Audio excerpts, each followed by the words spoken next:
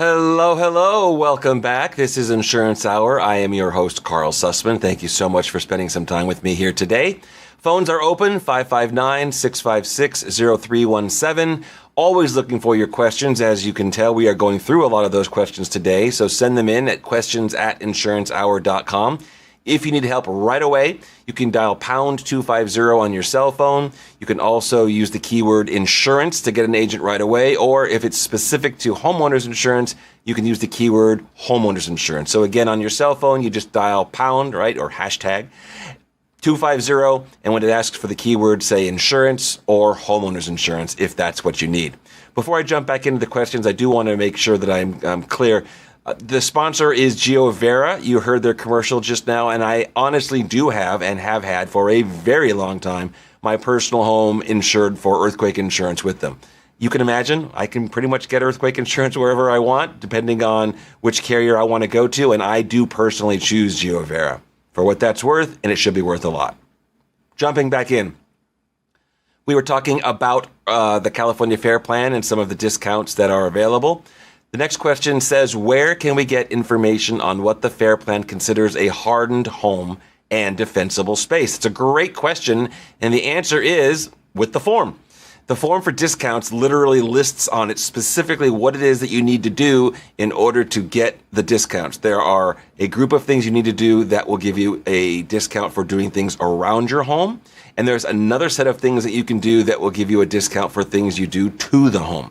I will provide a copy of that if you don't have it handy or you're having trouble finding it online. Just shoot me an email, questions@insurancehour.com. I'll just fire back a copy of the PDF. It's a one-page simple PDF from the California Fair Plan that lists those discounts and what it is you need to do to get them. Next question also about the Fair Plan. On Fair Plan discounts, what certifications are required for a hardening home and defensible space discounts? And must it be full compliant or portions achieved for some discount? Okay, I think what they're asking is, when you're getting these discounts that we've talked about now, do you have to do everything to get the discount, or can you just do some of the things?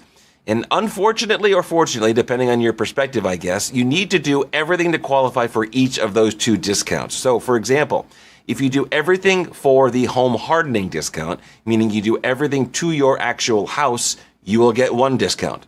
Done. But you have to do all of the things for the home. If you don't do anything for the discount around the home, that's okay. That's a separate discount. You could also do things just around the home and not to your home. It's up to you.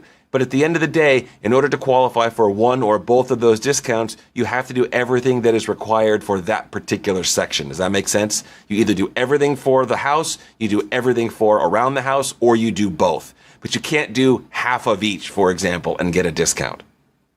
Keep in mind, anything you do that makes your house less likely to burn is a good thing, whether you get a discount or not. Keep in mind, the goal is not to have a claim, right? The goal is not to have a loss, not to have your house burned down. So sometimes I think we forget that the goal is no loss, and we're very focused on how much can we save, how can we lower the premium, where sometimes it makes sense to do things not just because we're saving money, but because it'll protect our house, right? That's at the end of the day what we really want to have happen.